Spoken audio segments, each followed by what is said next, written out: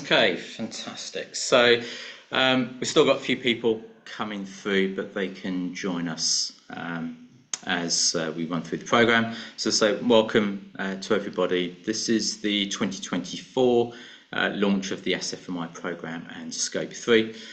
So during today, we'll run through the programme that we're going to be taking you through for the SFMI activities.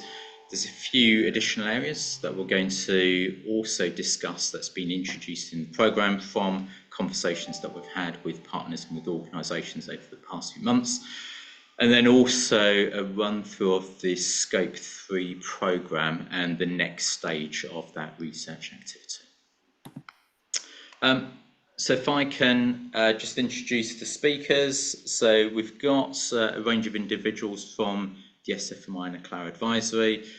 My name's Sunil Shah, I'm the Managing Director, and I'll be introducing Brenda Sullivan, who's Senior Consultant, to talk around the SFMI assessment, and she'll be running the programme this year. Heather Turner, who is leading on the regulatory activities and the horizon scanning, and many of you will be aware from reading the monthly updates that she provides. And also Chris Havers, who's returning back to us to run the Scope 3 programme, as well as a variety of other things for us. I'll also introduce Sophia Lee, who is the Operations Director with Dator. Dator we're partnering with this year for the Scope 3 Analytics programme, and Chris and Sophia will take you through in more detail about that later on. We do have some time at the end of the agenda to run through Q&A, so please do enter in questions into the panel, post them into the Q&A tab, and there'll be a panel discussion at the end where we'll do our best to be able to answer the questions that we have. If we run out of time for the questions, we'll then provide some responses back in writing afterwards, but please do enter them into the Q&A tab. And in terms of the agenda, we're looking to finish off in an hour and a half's time, so by 10:30, and we'll run through the programme itself, some of the regulatory changes which are coming thick and fast that's going to be affecting the built environment sector. And then also, as I mentioned, Chris and Sophie are going to take us through the Scope 3 Stage 3 programme and what's going to happen next. And so there's about 20 minutes or so at the end for Q&A. Yeah. I just wanted to give you a quick introduction and a scene setting of where we are and some of the key things that we're starting to see overall as well. So from our perspective, the SFMI is our vehicle in terms of being able to drive improved performance within the FM sector and the built environment activities overall, providing some leadership and guidance in that area. But we also provide, for our Aclara Advisory angle and activity, a view looking at a variety of other sectors and organisations as well. And so a lot of this has also come through from our interactions and engagement with organisations from small right the way up to stock market listed businesses. So certainly I've spoken many times about the regulatory change which we're seeing. The faster pattern and the consolidation of that means that we're starting to get those changes happening a lot quicker. The UK has already adopted the ISSB's, the International Sustainability Standards Board approach for climate risk first. And the mechanisms of and the timelines of how that will operate will come out in a few months' time.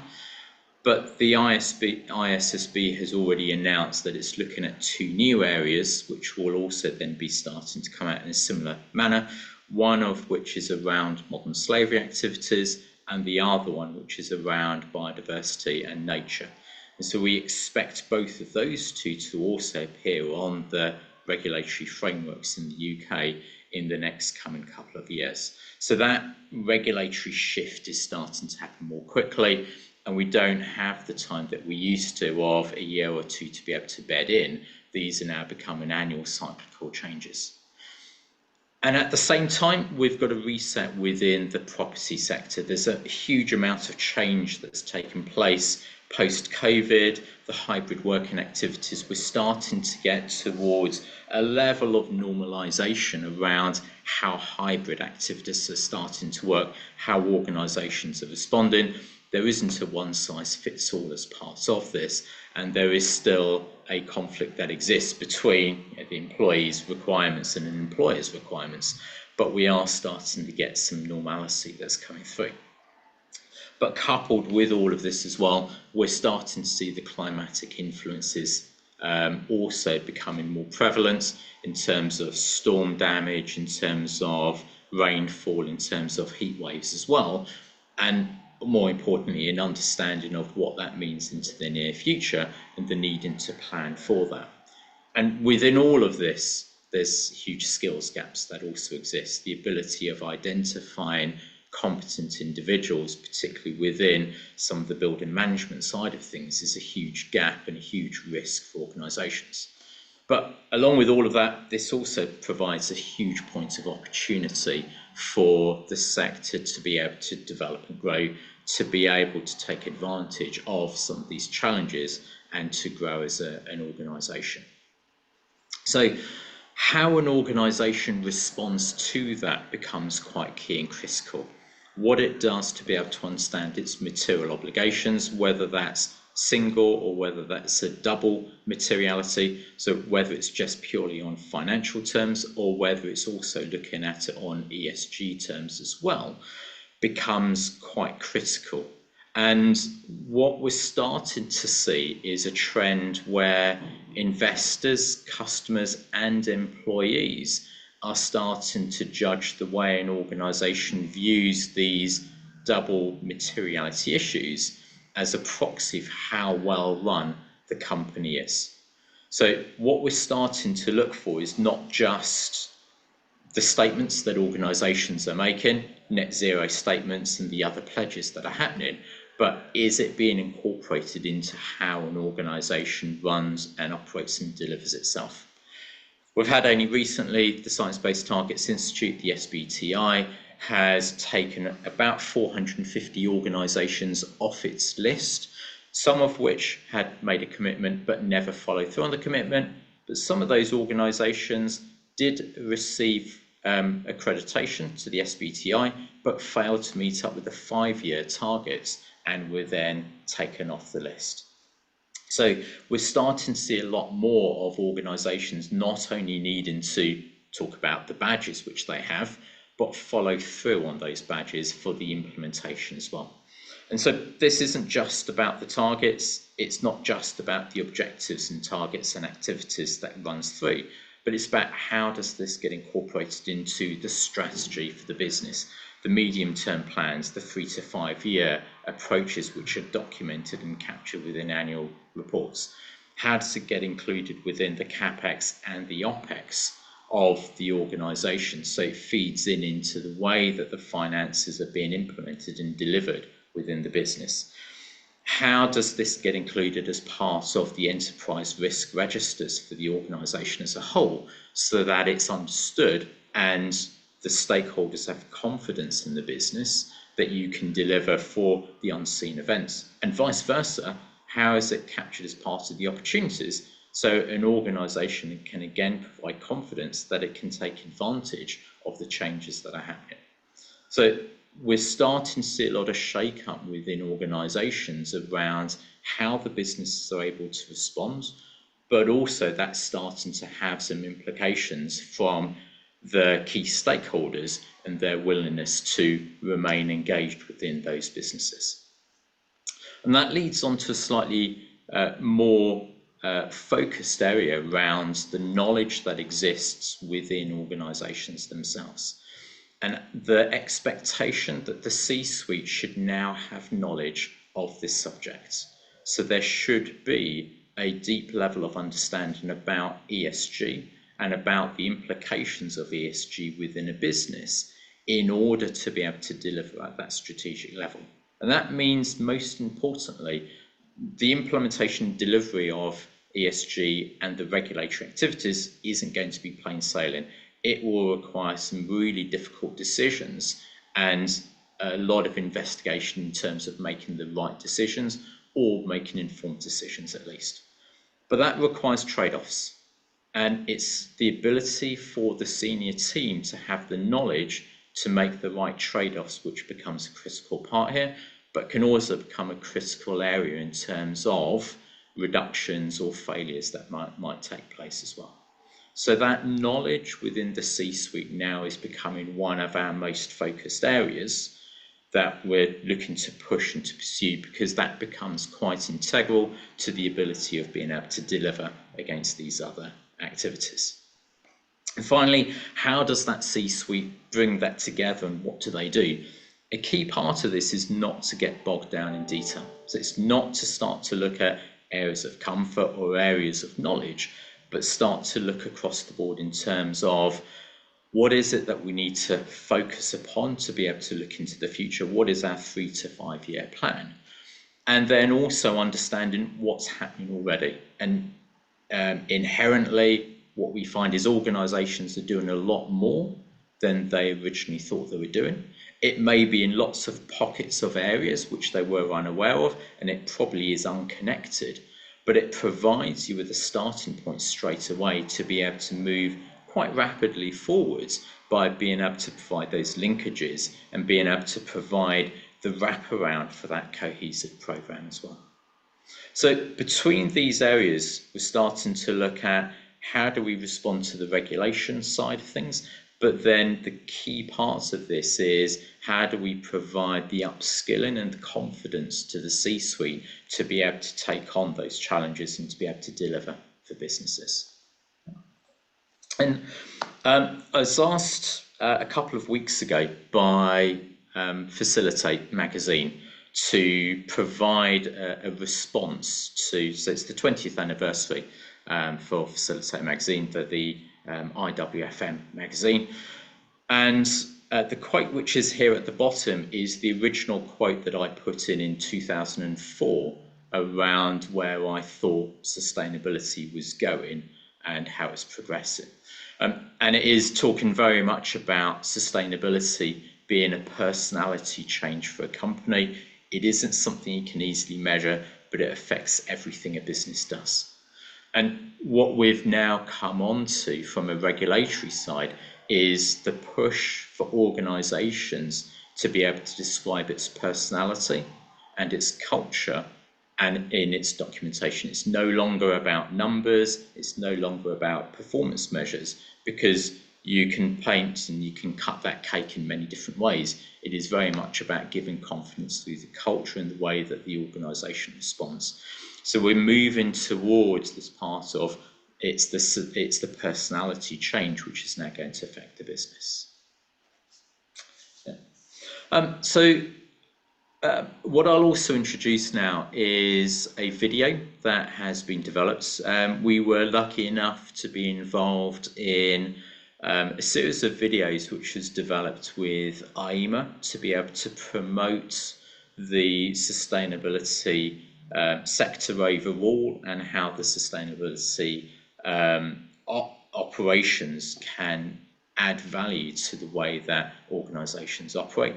And Chris is our cover star in this video. And thank you very much to BAM as well, who were heavily involved in the video, to Reed and to Anthony as well. So we'll run the video. It used to be that sustainability was a tick boxing exercise for many companies. Fill in a survey and get your certificate. The problem with that is that you don't get the full picture. And that's just not going to cut it anymore.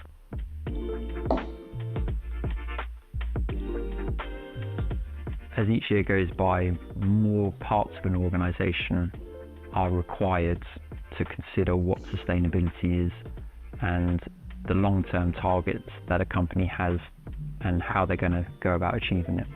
So we've created a responsible business assessment. It's really understanding how embedded sustainability is within the HR team or within the sales team or within the product development team. The benefits of going through a responsible business assessment is that it acts as an upskilling process for stakeholders within an organisation, and it really gets them thinking about how sustainability can be integrated into their particular role. BAM FM have been partners with Aclaro for 8 years. The way Aclaro have integrated into BAM's business has been super beneficial. It's allowing direct access to influence not just the sustainability team, but the whole business. We sit down and speak with different stakeholders across an organisation, bring them on board because they all have different roles to play, and we have to understand how the information from the central team has been dispersed and understood at the regional level, for example, or the operational level. Aclaro gives customers and their stakeholders an understanding and confidence in the work that they're doing. It's absolutely essential to any business to have an eye on sustainability and have a strategy for the future. Sustainability between the full range of ESG activity is really pervasive throughout everything we're doing in business nowadays. We're here today to talk about a big carbon impact of BAM, which is the transport fleet. We're here to understand what their targets are, how they've been progressing against their targets, but also here to understand what the barriers that they've been facing and how they can overcome those particular barriers. The van fleet was a particular area for us to focus on to achieve our decarbonisation targets, and that will help us towards our Scope 3 reporting for customers too. If we take the analogy of a supertanker, it takes days to plot a new course. So for a business to change strategy, it requires long-term planning and an understanding of where it's heading in the future. That's why days like today are important.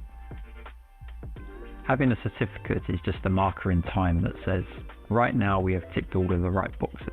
But that does not mean at the company's core that it is serious about sustainability. To take it seriously and to become a leader in the green transition, it's imperative that you have the correct team around you and people that support, analyse and challenge you to accelerate your journey towards greater sustainability. Yeah. Fantastic. Thank you very much, Chris. Thank you for BAM for that as well. And we're now opening up, so Chris now commands a slightly higher price as well, because he's with us. I'll now hand over to Brenda to take us through the 2024 programme. Brenda. Well, thanks very much for the pleasure of seeing the video. It's always great to have a little bit of a film. And again, a special shout out and thanks to our colleagues and partners at BAM for helping facilitate that. So thank you very much for coming today. And we do have quite a lot going on. So I will go through relatively quickly with the program overview to save a good bit of time with some of the for some of the other things that are coming on. So some of these things I think you will have seen. We'd just like to start a little bit with the objectives of the SFMI. And again, some of you may have seen these. We talk about these things here, and two of the things that are most important for me are to celebrate all the accomplishments that our partners and the industry managed to achieve in things that are very challenging. And actually, I really like the upskilling part as well. We see how important that is for our partners to become the thought leaders that they are and the leaders in the industry. Upskilling is one of the foundations for that. We also have a lot of support, not only from the partners, but also from our colleagues here in SFMI and Aclaro for the roadmap and for the Inspire. And this is really capturing some of the excitement and some of the growth, but also using this upskilling to come into the roadmap and really start to move things forward for each of us in the industry. So this one is really just to highlight the breadth of the property industry, but especially the SFMI. So the SFMI, we know it's 11 years. We've been designed specifically for the property management sector. And you see a large number of logos here of partners.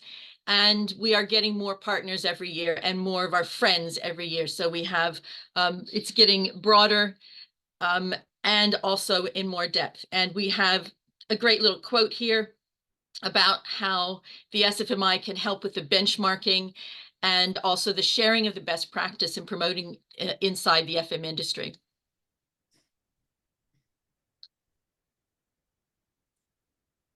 Sorry about this. I'm not quite sure. Okay. One of the things that it's easy to forget until they come out is all the research and all the reports that we do that are inside SFMI. We have a bit later on the Scope 3, which is a really big program here. But if you look, we've done a lot of these reports, sustainable procurement. We do the 23 criteria reviewed every year. We'll talk about that in a minute. Summary reports on this one.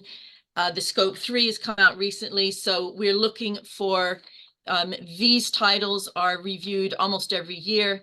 And in fact, what we're likely to have is another review of the Sustainable Ambition and possibly another title or two in this coming year, but that would be quite late in the year, so early 2025 on those. So watch out for those. The core has been for quite some time assessments. And now this is only a part of what we do in the SFMI, but the assessments are, of course, very important. We've talked about how it's very sector specific on this one. We have the benchmarks, the analysis and the reporting coming through, and we're now embedding some of these new regulations on this one. So the key points from this slide, I think, for me, are that it's sector specific. It is a standardized framework, which has been hard to really get standardized, and we're now able to use that to expand some of the breadth, the industry know-how, and this is back and forth with all of us participating in this one. And it is the only FM sustainability benchmarks that we have here in the UK. This also, in case you haven't seen them, does highlight the awards at the bottom left, where we go through bronze up to platinum on the awards and a little bit about the three-stage process. So a little bit more about the assessments. So that we have listened, and we are now looking at developing, and we're well on the way to developing an online assessment overview. So what everyone knows now is what we're calling the Certified Assessment Overview, and that has the three stages that people are familiar with. Public information side, we then come to you with an initial assessment report. And then we have the bespoke audit, where we actually have interviews over 1 day, possibly 2 days. And then the feedback comes back to the company with the scorecard. We'll talk about that in a minute as well.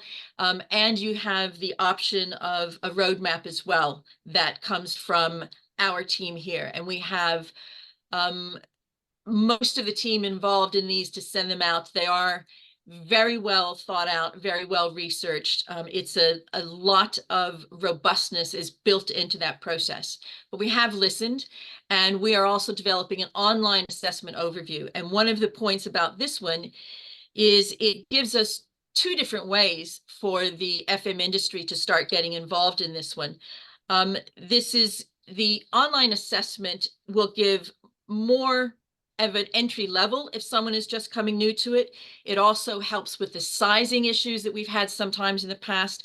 It makes it more accessible across geographies, and it helps broaden the range of the organizations that we're dealing with. So this at the moment is looking that the output is going to be a score rating, not specifically publicized the way we support the marketing campaigns of our partners on this one, nor will it be verified to any extent the way the normal certifieds will be, but it will give you a good understanding of where gaps are. So this is a great way to start to get the reach of the SFMI out to further places on this one. We are looking at that being a trial during this summer, and we're looking for a hard launch we think is going to be in the autumn, possibly late autumn, given our own this certified assessment program that's coming through. So by all means, if you're interested in that, please do let us know. We'll be looking for some trials and some feedbacks, and the first cohort to come through in the autumn on that. Oops.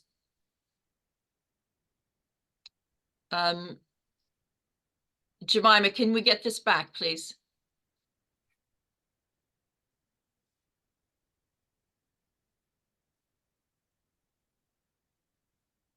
Okay, I'm not exactly sure how to get the slide back. Anyone want to suggest?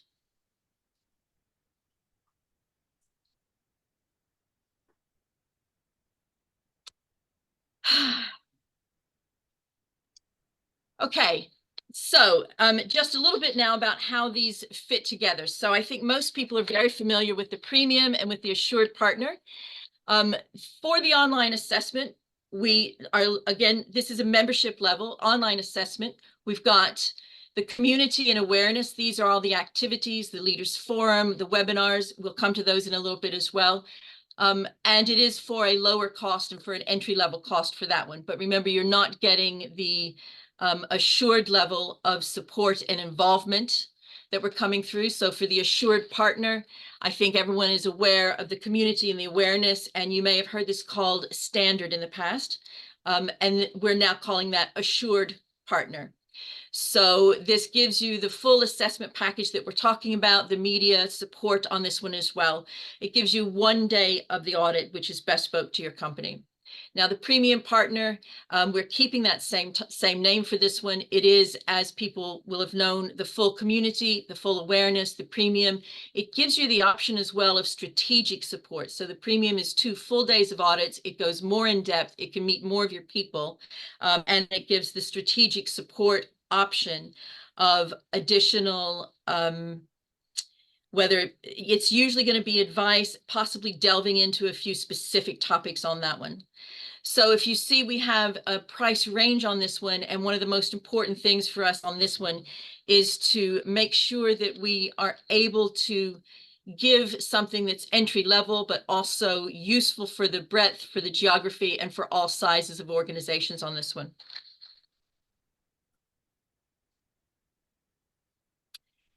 So for the criteria consultation, before I go any further, I'd just like to say thank you very much. The results are being analyzed now, and I am very grateful for all the companies and all the individuals and all the friends of the SFMI who've participated in this.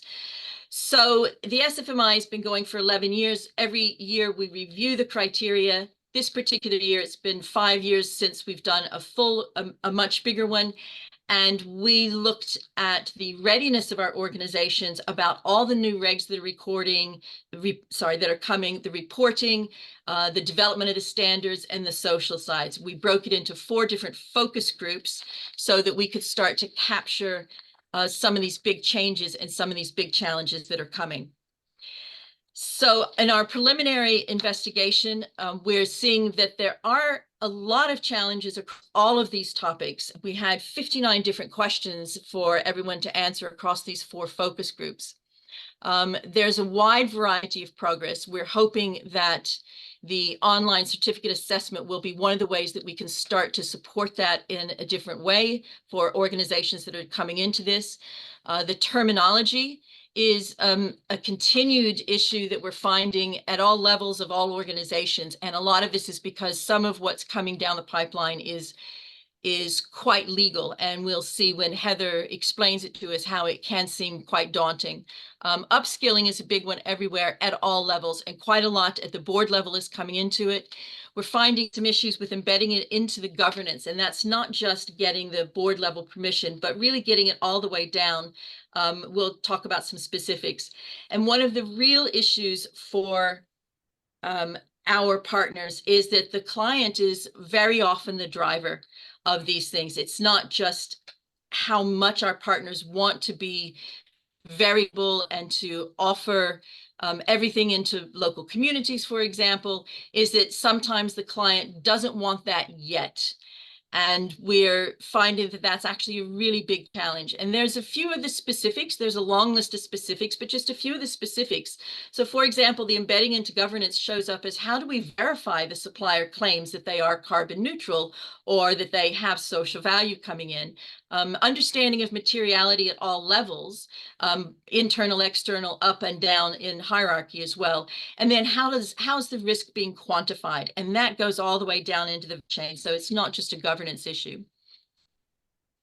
Some of the paths toward best practice, and we are working on putting these into our program for this year and future years. is we're working on incorporating these into the audits. You'll hear more of that in a few weeks' time with further details on that one, and partner improvements as well and how we can support that. Like we talked about, it's into the details of the relevant criteria. So we'll probably have a few that are starting and then we're building over time. Process will be ongoing, not just multi-year to put this into place, but we're going to be doing this every year and reviewing it every year. And we also want to accompany this with strong programs of awareness and training and support. And as we talked about, the advice that can be given. So just a little bit more about this criteria. And like we said, you'll hear more when Heather talks about the regs. We know that there's higher standards across society that are evolving. We're really happy to see that the SFMI is starting this journey, and some of us are doing it really, really well. We're going to be putting these into the assessments, and we're also hoping to support with the best practices as well. So I've just chosen one out of the E, the S, and the G, and this is just an example. For the most part, what we're going to be seeing is some of these behaviors that in the past you would think was rated a 5 out of our 1 to 5 scale are now probably only going to be a 4 because they're now expected. They're going to become legal for a lot of companies, but we're very glad to see the articulation of what's going to be best practice on these. So for example, for stakeholder engagement, it's going to be important moving forward that people are including the community and the public and third sector, and that the stakeholders themselves are frequently reviewed, as well as the needs for all of them. A little bit about the governance. It's the financial reporting is continuing to be a driver of this one, but it needs to start having sustainability. And also we need to start seeing evidence that investment decisions are encompassing sustainability as well in that particular one. Now, energy is one where, the environment sector is one where some of our partners are doing really, really well. And this is just a real reminder of this one. I've pulled out the management system because it really does illustrate what we're seeing. Is we know from the regs that the board is now in the hot seat. Senior management and board are in the hot seat for this going. So we need to see that evidence that the corporate risk management really is looking at the risks and opportunities of environment management. And that's where I think SFMI support can start to come in. Also, the board level responsibility is for embedding sustainability. It sits at the board level, not simply lower down, and it has to be incorporated all the way through.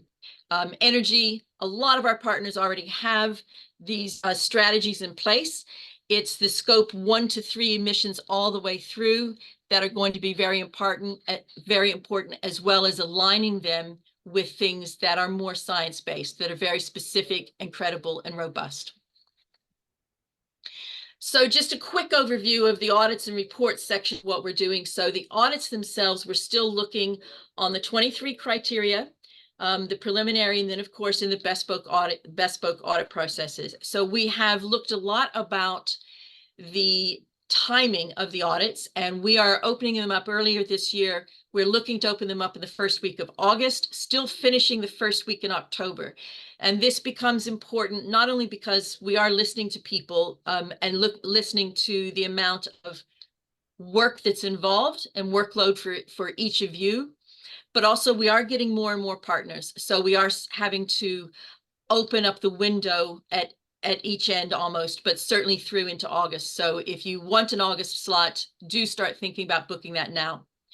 The initial assessment report. So we have listened to how the partners are using this. This is part where we look at the public disclosure that our partners have done, and a little bit about sort of what's on the website and what we know.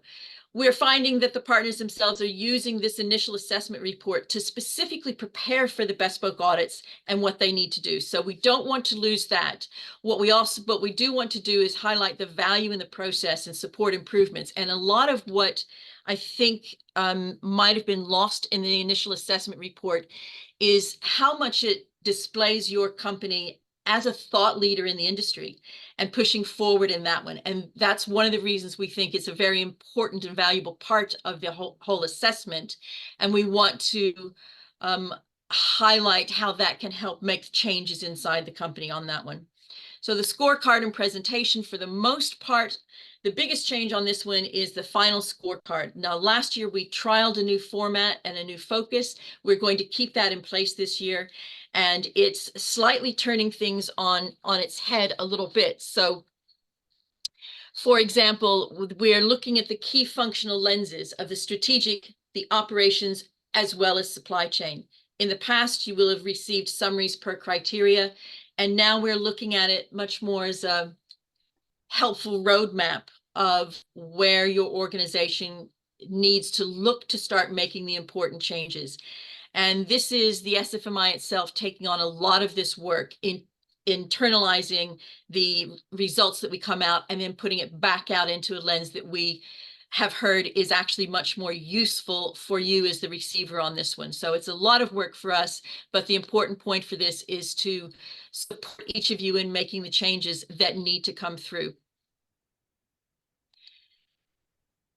So a few things to think about. We've talked about community and awareness, and these are the important aspects of utilizing each other as important stakeholders, important networking, but also for shared experiences and for sharing knowledge. So we're looking for the Leaders Forum, which I think most of you are familiar with. We're hoping for 3 of these this year. They're going to be roundtable discussions. That's the important aspect of this one, and strategic in nature. We are hoping to have 1 of the 3 as an in-person event somewhere across this program. There will be a post-event briefing paper, and the topics themselves, we've put a few here based on what we've already heard from each of you.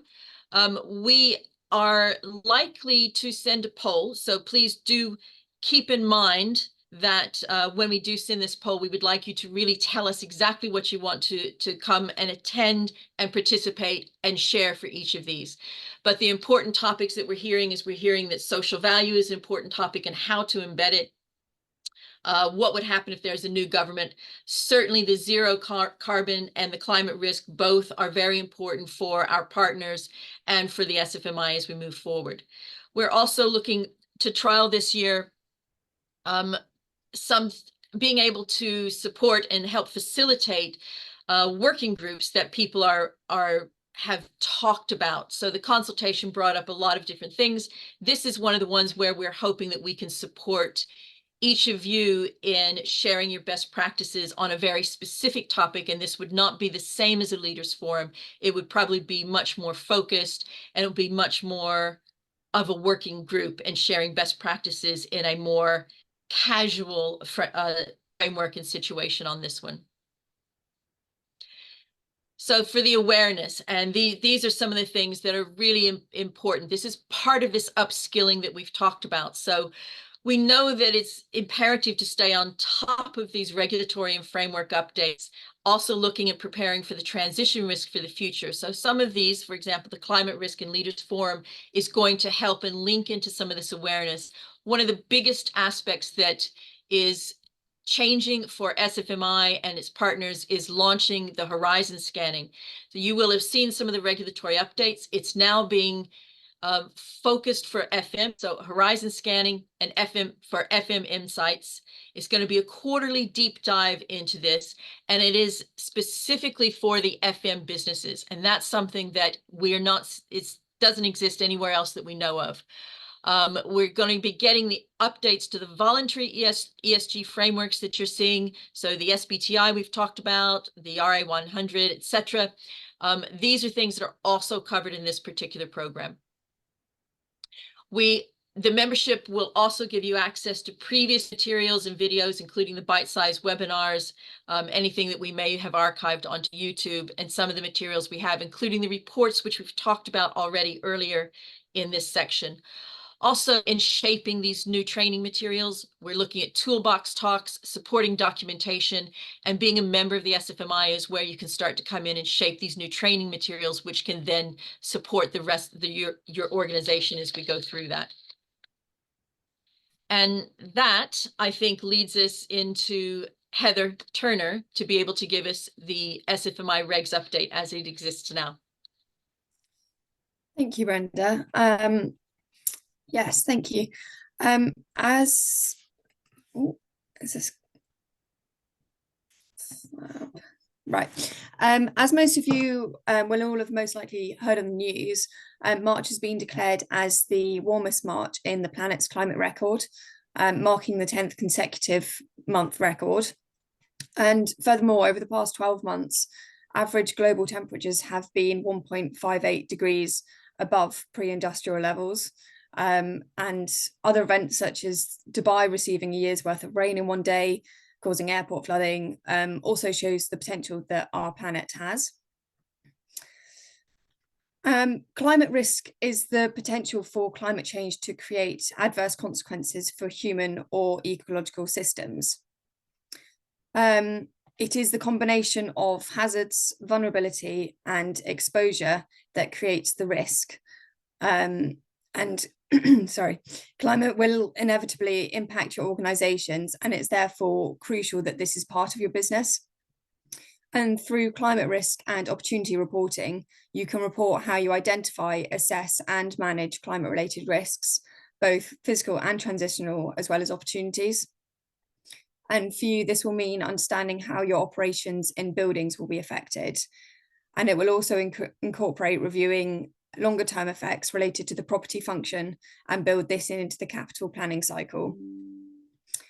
There is therefore a level of awareness and engagement that's required from the finance team on climate impacts and opportunities.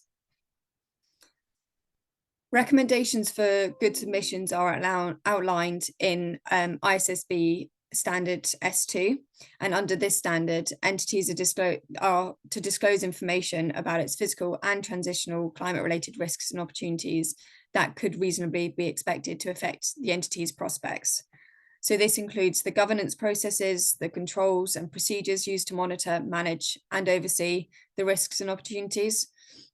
It includes strategy for managing these risks and opportunities, and the processes used to identify, assess, prioritize, and monitor these risks and opportunities. And this can include activities such as climate stress testing. The ISSB announced last week that they're going to commence research projects about risks and opportunities related to biodiversity, ecosystems, and ecosystems services and human capital. And they've also stated that the sustainability disclosure taxonomy and related materials will be released today. Well, that's what we're hoping for. As has been mentioned, the ISSB has been adopted by many others around the world. However, the UK is still waiting on the SDS rules to be announced and endorsed by July this year. The CDP is set to implement significant changes to its questionnaire, disclosure cycle, and disclosure platform. The documents are now seen to be much larger and go into greater depth on companies' behaviours, and this is no longer a one-person activity, but rather requires involvement from the whole organisation, incorporating a company's behaviour at the core. Climate change, forest and water security questionnaires will be consolidated into one, aiming to streamline the reporting process for companies involved in multiple environmental areas. It would also promote an integrated approach to addressing both the climate and nature crisis. The plastics and biodiversity is a recent addition to the questionnaire, and the focus on risks and opportunities will be shifted to include the assessment of environmental impacts and dependencies. At a minimum, responses are required for climate change and plastics and biodiversity questions. And CDP will publish the methodology for determining whether a sector will be eligible to receive forest and water questions in due course. Companies will now receive separate scores for climate change, forests and water securities, but there will be no received score for this year in 2024 for plastics and biodiversity. And the criteria for scoring is also becoming more strict. So companies hoping to score high and achieve the A grade will find it harder to do so without having a transition plan. As mentioned, the CDP has adjusted its disclosure cycle to align with the questionnaire and disclosure platform changes. And the new platform will be accessible to requesting authorities in April, while companies will be able to disclose from June to September. And the corporate scores are targeted for release by end of 2024. CDP will be launching new disclosure platform, which is designed to enhance user experience for disclosure companies. And the platform will simplify data collection and tailor questions to companies, therefore ensuring a more user-friendly and efficient process. Aclara does provide support to clients in the process of submitting to annual CDP questionnaires, and our role can vary depending on the client. And it could be as a third-party response check, which delivers final submission feedback based on the scoring criteria, or this could be a full coordination and development of response that requires engagement and seeking input from stakeholders, drafting of responses, and submission of the questionnaire, along with the development of an improvement pathway after submission.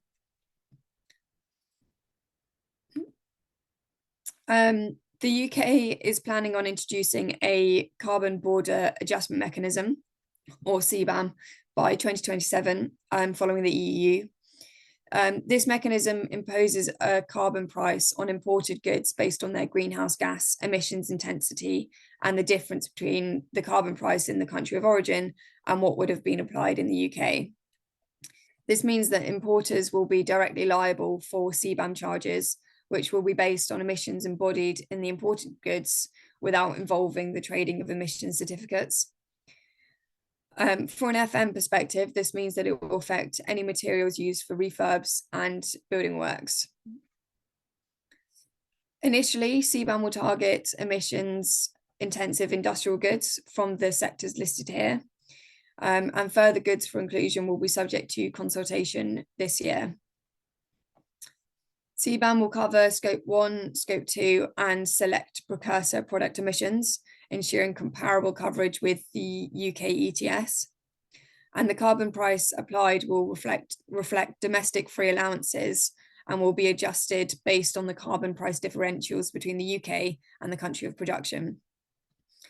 There will also be alignment with carbon prices for imported products with those for domestically produced goods. So there are a number of options that FMs can explore to mitigate the impact of this soon-to-be regulation. This includes understanding the impact items during the design process, ensuring over-ordering and oversizing is not occurring, reviewing carbon footprints in order to identify low carbon solutions and low costs. And as always, earlier engagement is better. And finally, ensuring that costs are appropriately captured at the initial stage. ESOS is a mandatory UK energy assessment scheme for UK organisations that meet the qualifying criteria, meaning large organisations and their corporate groups must comply by undertaking a comprehensive assessment of total energy consumption and carry out energy audits to identify cost-effective energy saving opportunities. Compliance period 3, or phase 3, is underway. And the deadline to register for submission is the 5th of June this year, and submission is expected by 6th of August. Organisations will be expected to submit energy action plans to provide annual progress updates to track whether they have achieved the energy saving actions in their plan, and this is to be submitted by the 5th of December. The phase 4 deadline is 5th of December 2027. However, with the 4-year compliance phase beginning on 6th of December 2023, you can now start your ESOS phase 4 work.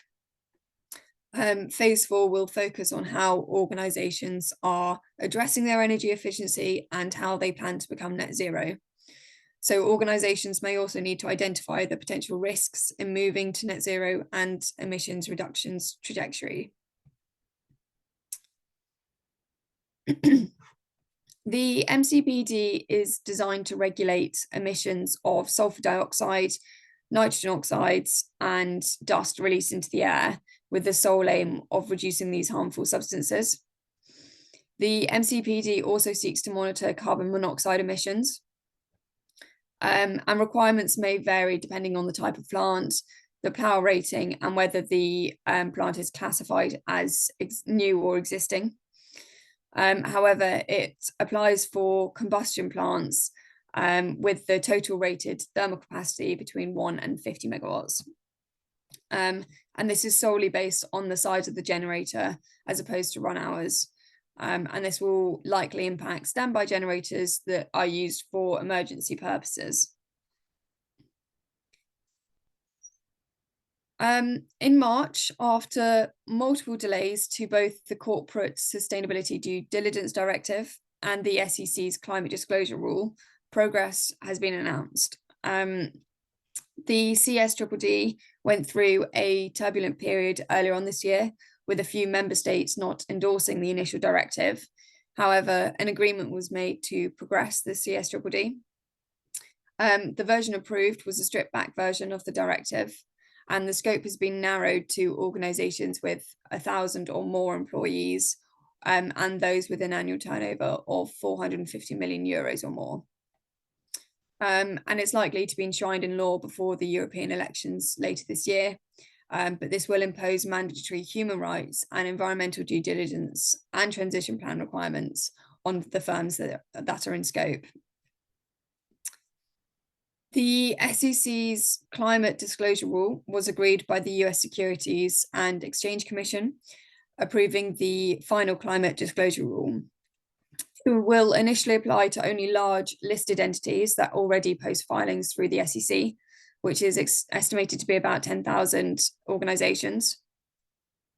The rule mandates public companies to annually report their greenhouse gas emissions and climate-related risks that are likely to have material impacts on their businesses by financial year 2025. Organisations in scope are also required to disclose how they are managing those risks and any related corporate targets. However, the SEC has reportedly paused the implementation as it prepares to address legal challenges in court. So this decision comes in response to strong criticism from various businesses and trade organisations who argue that the SEC has exceeded its regulatory jurisdiction, and the regulation will remain in abeyance to mitigate potential regulatory uncertainty. The SBTi's recent guidance has now expanded the use of environmental attribute certificates for Scope 3 abatement. Environmental attribute certificates, as defined by SBTi, are tools used to quantify and track the environmental benefits of different goods, activities, or projects, including emissions reductions credits and energy attribute certificates. So this new guidance gives more options for tackling emissions and reaching net zero goals, which in turn can help unlock funding for climate-related projects. And the SBTi aims to release a first draft of detailed guidance on using energy attribute certificates for Scope 3 emissions reductions by July this year. IETA has unveiled new guidelines aimed at facilitating integrity-driven procurement of carbon credits by corporate entities that are striving to achieve their net zero goals. These are designed to provide corporate buyers with clear, unambiguous, and robust guidance on maintaining integrity throughout the carbon credit procurement process. And the guidelines recommend that corporations publicly demonstrate their support for the Paris Agreement and establish clear net zero pathways, ensuring that carbon credits facilitate high integrity net zero strategies. Additionally, they underscore the importance of aligning the use of carbon credits with the mitigation hierarchy, prioritizing emissions reductions at the source before resorting to carbon offsets for unabated emissions. So, as Brenda mentioned, partners of the SFMI receive monthly updates of the horizon scanning service. And this will be extended to quarterly updates that will be produced for partners tailored to the FM sector. This is expected, the first one is expected in June, and then September, December, and the following March. As you're all aware, webinars are run for the SFMI from a regulatory perspective, and these will also continue. And that is me. Over to you, Chris. All right. Thank you very much. That's very kind, very clear, Heather. All right. Good morning, everybody, and good to be back at working with Aclara in the SFMI. And so I'm going to be. So I've been lucky enough to help drive forward stage 3 of the Scope 3 program, because I was in the company when we launched stage 1, and then handed over the baton to some of the other team for stage 2, which has progressed incredibly well. And so I'm delighted to be kind of back in the frame and helping to push forward on stage 3. So I wanted to give a little bit of context to why we're doing this, and a bit of an introduction for those who don't know much about it.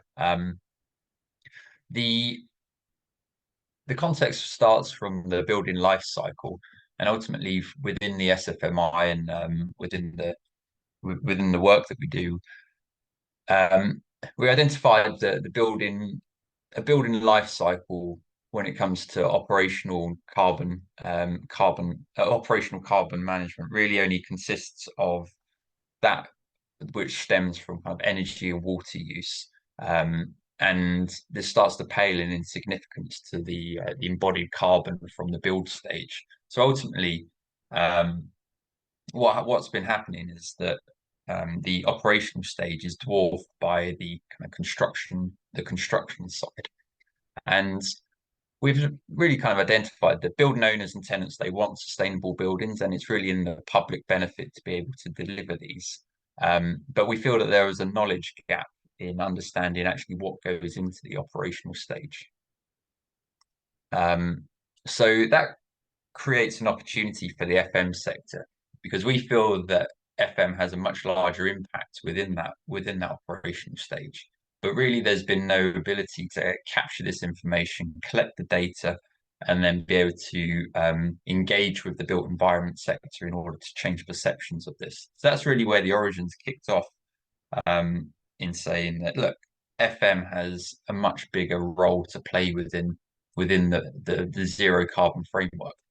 Now, good thing is that in 2023, there has been an amendment to how the professional standard of whole life carbon.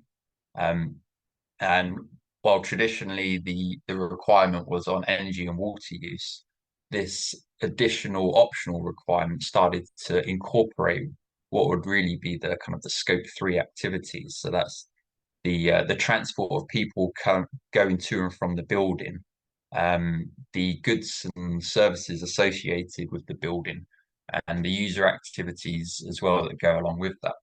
And so for FM, this starts to fall into the Scope 3, of the delivering the service. And the great thing is that while this was happening within the professional standard, the SFMI was working on this its Scope 3 standard for the concept of developing a Scope 3 standard to help FM businesses and FMs within organizations really start to understand and measure the impact that they can have. So, as I mentioned, this was launched back in 2021, and then stage 1 was delivered within 2022, and then that shifted on to stage 2, which I'll get into shortly. But ultimately, the vision of this then was for the SFMI to position FM as that key, as a real key component to delivering zero carbon within the built environment.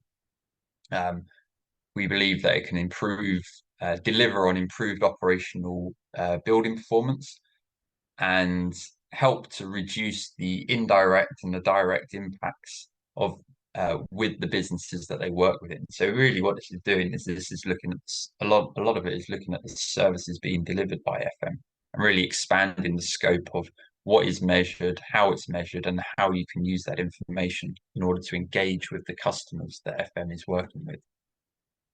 So what did we want to do? We wanted to set a standard to help the FM industry to calculate its carbon emissions in a very standardized manner across the industry, because there was a lot of variation, especially when it comes to Scope 3 reporting. We wanted to provide engagement tool to help them to engage with the zero carbon agenda and engage with customers. We also wanted to build a carbon tool and really kind of push that out to the industry, so that not only you're working from a framework standard, but also you're working with a standardized carbon tool as well in order to help the process. And then we wanted to use the data and engage with the wider built environment. So we wanted to engage with beyond the FM sector and start to engage with the construction center, the construction industry and such, in order to bring this information to life and help them understand how this information can affect net zero targets of the built environment. So many of you may have seen the Scope 3 standard, which has been launched as part of the end of stage 2, which is now on our website, and it's also been supported by reports, how-to reports, in order to how to use that. And so now what we're doing is we're shifting into stage 3, and this is about developing a tool in order to deliver this work much wider, because we've worked with some great companies. So as you can see on the bottom right, Optima, BAM, Skanska, Bouygues have been a real driving force in helping us to use actual data, and it's been on a small scale. So we've been really testing the initial framework from stage 1, and we've been pushing that out to these organizations, and then they've been providing feedback and helping us to really test this in anger. But now what we're doing is we're expanding the net and pushing out wider now. So that's the key that's the key aim for stage 3.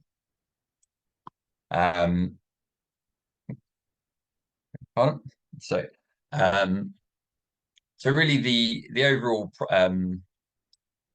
the why we're doing this is because FM is growing rapidly. There's increasing demand from customers in order to understand from FM customers to understand the environmental impact, but also climate change is also having an effect on building profiles, and that's putting pressure on FM companies. So there's far more opportunity out there for the FM industry to take advantage of, but it needs to upskill and it needs to develop its understanding and its data processes in order to do that. So this then, I would recommend for those organizations who are not involved to really start to understand and look at the SFMI web Scope 3 website, which is starting to frame this information, and it has the reading supporting materials, because this is a growing opportunity and a growing trend.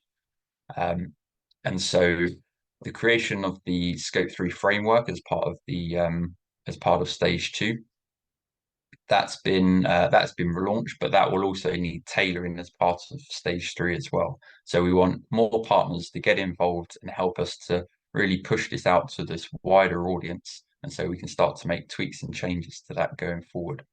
And then also, as more organizations come in, that gives us the ability to collect more data, understand the trends, and analyze that information, and then really start to influence the built environment sector using actual information and actual data. And then it also gives FMs the opportunity to play that key role in how the built environment can decarbonize by really focusing on the impact that it can have. We've had some great achievements from stage 2 as well.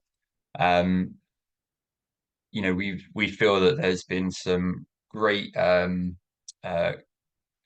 great insight which has been gained, and there's been a lot of interest from external art magazines and such. And we feel that the businesses being involved as well have really kind of taken to it and are really starting to help position FM as that key player within the net zero journey. We've had some great support from the likes of ROCS, IWFM and IEMA as well. And they've been helping us to present this information through training events and sessions and journals and such. So looking at not only just magazine articles, but also these kind of more formal outputs as well, which is really starting to push the agenda and the understanding to a wider audience. That's been through webinars, as well as articles, as well as in-person training sessions. We've been developing training materials as well and cascading that information into the teams of the organizations who have been part of the process. And also those detailed framework documents are also publicly available, and organizations can go on and really start to delve into that information. We'd encourage you to engage with us as well, because it may kind of pull you into the approach once you understand it in more detail. And then here's a snapshot of the way that we've been pushing this information out through public sources. So for stage 3, we're really excited that today marks the launch of that. And as part of that launch, we're obviously looking for new organizations to come in and be part of that. So the aim is for us to recruit 10 partners for this one. That shifts from the 4 FMs from stage 2, and we're expanding the net for 10 partners to come into and get involved. And we're looking at implementing this framework on up to 200 contract level projects, because the process requires us to really delve down into strategic contracts and understand what the scope 3 emissions are that stem from these contracts. Then that information can be utilized in order to engage them with those clients. And then alongside that as well, helping organizations how to embed the whole life building carbon assessment as well is also going to be a key objective of this. But then supporting all of this will be a web-based tool, which we're very excited to be announcing the partnership with, which I'll get onto shortly. But we're looking at really kind of improving the technology involved in the program, and it will be a real benefit with our partner, which I'm just about to announce. And all of this information is then using the technology and our analytics partner. This is really going to help us to understand the significant gaps of how FM data isn't, how significant of an impact FM can have on that built environment, which can then go into the overall aims and overall aims and objectives of engaging with that built environment sector. And this will allow us to start looking at how we can build transition planning based on actual data, and then use that in order to really kind of pull the FM sector along and give it an external exposure of kind of a high magnitude. So companies getting involved, there's a lot that they can benefit from, because getting involved in this project will really help with the ability to develop their services in line with zero carbon, because organizations will be going on a huge upskilling process, and that information can be, if utilized correctly with the services that you provide, will really help to start building up, extra ability to engage with your customers and to build added value into those services. So your organization will go on an upskilling process, and it will really help enhance the reputation of the organization and build added value into the services, while also looking back into the supply chain as well and improving and optimizing performance. Now, I want to, I'm weary of time, because I also want to pull in our partner for stage 3. So Dator are an analytics service provider who are really firmly cemented within the FM sector, and obviously the SFMI. We've been working super closely, and we're the only benchmark sustainability index for the FM sector as well. So there's such a nice fit between our organizations, and Dator have a lot of experience of working with energy and carbon data as well. So utilizing their analytical skills, their understanding of the sector, and also the technology, which is a vital part, which we see as super valuable. Partners getting involved in this stage 3 will massively benefit from this, because there's so much to gather from this information and from this data. So I'm going to hand over to Sophia Lee now, who's the operations director at Dator, and she's going to provide us some insight into a little bit of insight into Dator as a business, but also give us an idea of what they can do as part of the program. Sophia, perfect. Thank you. Lovely. Thank you so much, Chris, for the introduction. As Chris has mentioned, Dator, we are an analytics as a service organization. And as you can see on the slides, we already work with some big names in the industry and beyond. Managing Scope 3 is potentially going to be very time consuming. Sorry, next slide, please. Thank you. Managing Scope 3 is potentially going to be very time consuming and a complex activity, because there are so many suppliers who will be supplying you with so much data, and inevitably it will be on spreadsheets. So trying to make sense of this when you've got hundreds or possibly thousands of suppliers submitting their lines of information will be in a job in itself. And thus, this potentially could mean more people. And the next segment, please. And in addition to this, you will need technology in order to store, correlate, and make sense of all of this information, ideally automated. However, all of this will not provide a solution unless you have a methodology and a delivery mechanism in order to standardize the way that you're collecting the information and the way that you're reporting on this, in order to help your suppliers reduce their footprint and to evidence to your customers that you are committed to this process. So in order to move forward, sorry, next slide, thank you.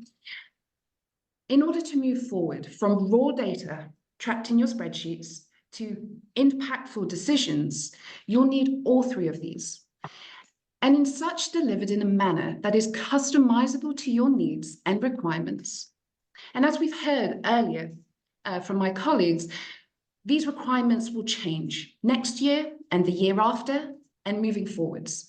So it's hugely important to have a system that is flexible enough to stay on top of that and be delivered in a timely, iterative development cycle in order to react to changes in legislations and in business needs. And at this point, I'd like to share my screen to have a glance at what the capabilities or what we are, our first iterative version of the Scope 3 reporting, as well as insights. So let me initially,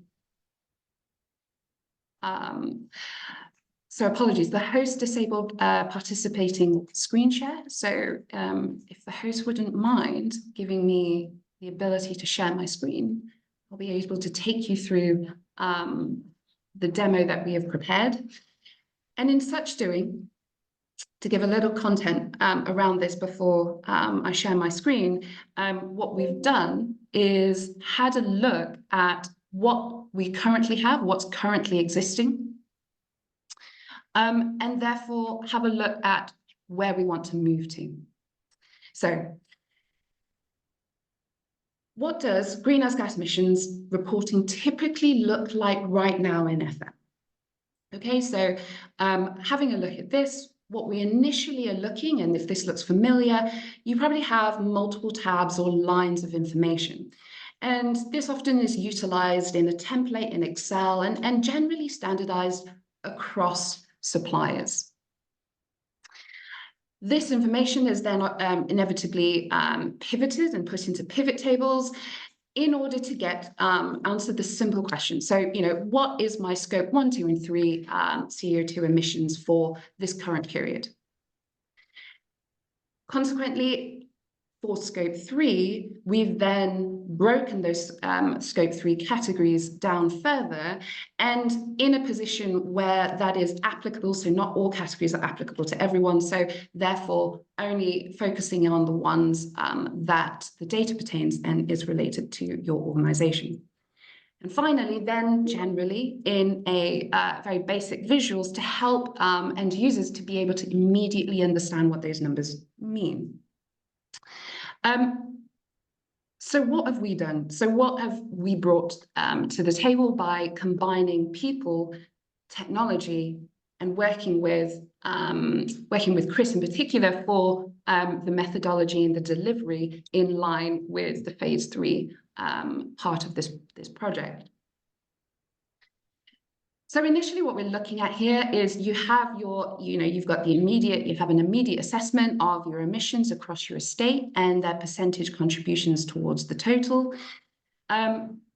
We've then mimicked obviously the same visuals that you expected that we'd seen previously, but now they are in real time. They're accessible to both clients and suppliers, and even to managers or various personas who may have a restricted view to only view their estates. But the most important key point here is that by gathering all of the information into a centralized location, it is now accessible to one and all, obviously with data security applied, to ensure that you're only monitoring and having made visible the key information that is now at your fingertips. Why is that important? Because it enables us to increase accountability. It enables accessibility and visibility over time and monitoring those changes that is driven by those actionable insights. Now, the configuration, the layout, and the look and feel is absolutely customizable for both legislative requirements, but also customizable for each individual organization.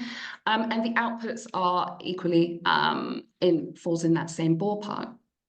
But what really then starts to come into its own, because we have all of the data that is centralized, automated, accessible in real time, we then can start to look at and deep dive into the details. Why? Because Scope 3 in particular has a very nice suite of standard categories. In this case, for example, this is broken down into one of, I think, 6 out of the 8, so purchased goods and services, fuels and energy related activities, transportation and distribution, etc. And you can see that here. Now, why is that useful? Why is that important? Because it gives us a great opportunity to start utilizing the data for benchmarking and potentially supplier management. When we look down into the individual segments or the individual details here, we've already seen that in this example, Scope 3 is equated to 99% of the total emissions. And 2 of the 3 Scope 3 categories have the highest, or having the highest percentage contribution. In this case, it's food preparation and cleaning. So now what? So what? What can be done? How can we improve it? And that's fantastic, we've got it, but let's deep down further into the analytics to see what can be really driven behind those figures. So what I've then further again scoped with the team is that we know a secondary insights dashboards has the key top headliners. So we know the Scope 3 total emissions. We also know the top 3 category contributions. And we know that the top one is purchased goods and services. But for what goods and for what services? So by further categorizing it, we've identified that food preparation and cleaning are the top 2. And then by selecting that in here, it actually gives us the written narrative context to demonstrate that food preparation is the first ranking contributor to the scope 3, and in addition with their total supply spend.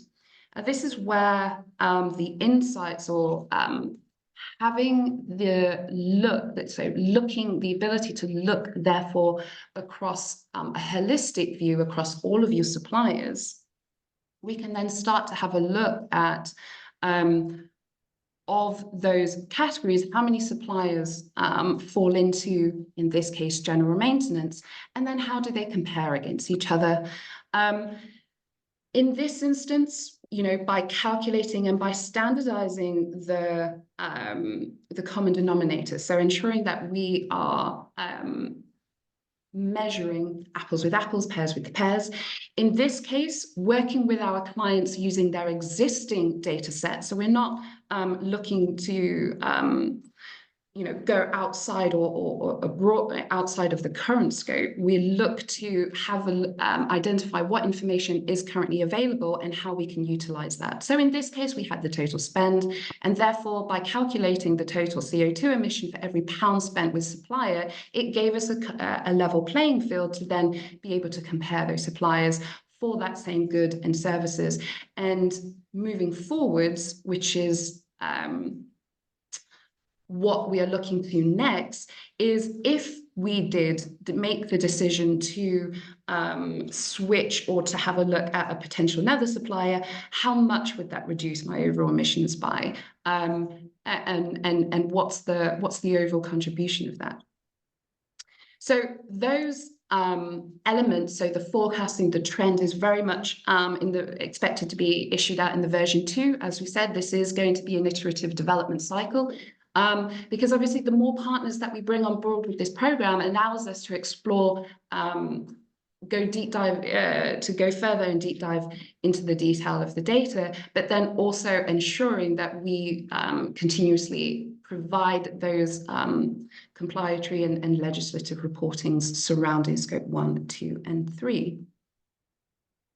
And yeah, thank you. That's everything. I wanted to keep it a little bit short and sweet, so given opportunities for Q&A. Brilliant, thank you very much, Sophia. And I hope everyone agree that bringing Detour into the stage 3 of this program just brings a new level of competence and ability to help us to understand how we can splice and dice this information.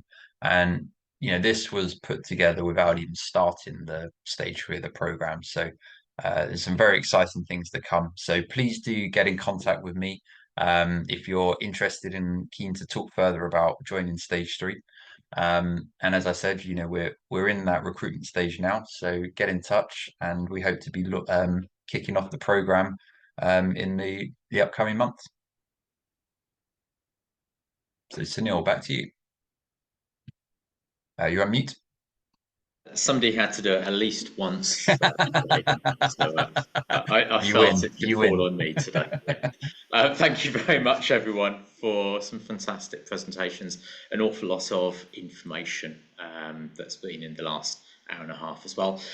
We've got about 5 minutes. There's a few questions which have come through. And again, if anyone has got any questions, please do put them into the Q&A function. Tom has asked Brenda, for yourself, a question about the criteria changes for the assessments. When do we expect to see the new 2024 criteria? So thanks for the question, and apologies for not having mentioned it before. We're looking for the public report of this, and it's a big report, as you all know, first week in July, but we're looking internally for our partners in giving these steers the first week in June. I hope you'll all appreciate that we still are looking and analyzing a lot of information from the consultation. And if anyone wants to participate and give us information, please do let us know. We can send you the sets of questions. We'll take advice up to this week. And also, we will be looking at sending out the memorandums of understanding for confirmed partners. We're thinking early next week, If you could make sure that it's confirmed, it may be even earlier than that. So as soon as people are confirming, we're sending out the memorandums of understanding, getting those signatures back, and starting the full process. Yeah, fantastic. So I think we're looking at having a webinar in early June to run through the criteria. And again, any questions for clarification purposes can run through at that time as well. We've also had a question come through from Alan about the Scope 3 tool.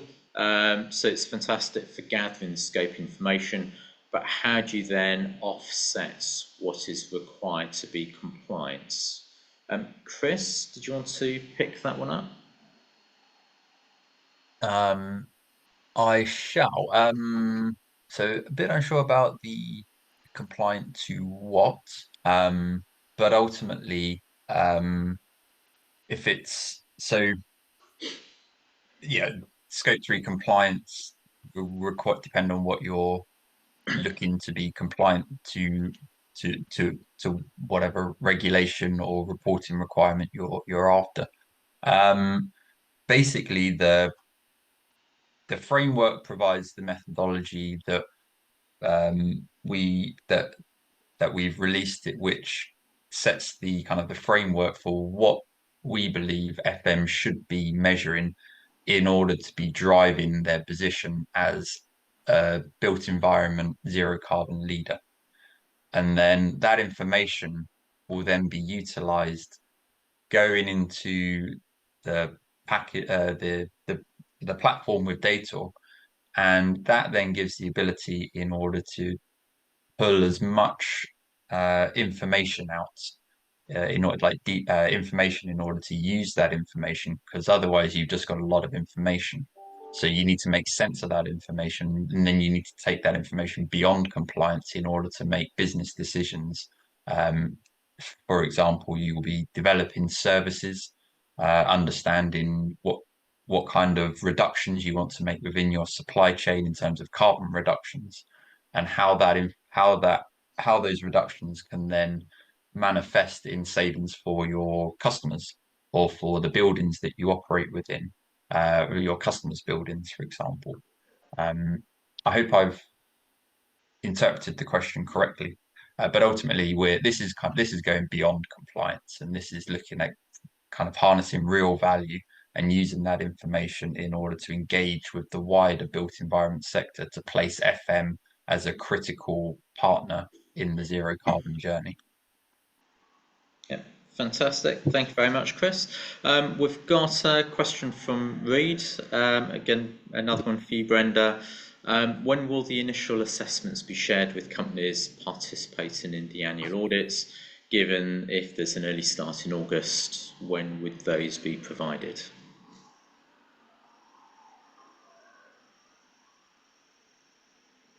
Oh, Brenda, you on mute? Myself as well. So it's only two of us so far today. We're probably looking at July. So remember, for the initial assessments, this is about the public, the public information that we see. And there's a certain amount that could be changed before you have the in-person audit. So we'll want to help support you prepare for that in-person audit, being aware that only certain things can be changed between now and then. So we're looking probably at July for those. And again, a lot of this is going to depend on getting all the paperwork done. Yeah, fantastic. Thank you very much. We've had a couple of other questions come in, but I'm just conscious that it's past. So we'll come back to everyone on those questions at the end. Thank you very much for everyone's time today. Thank you very much for the wonderful presentations.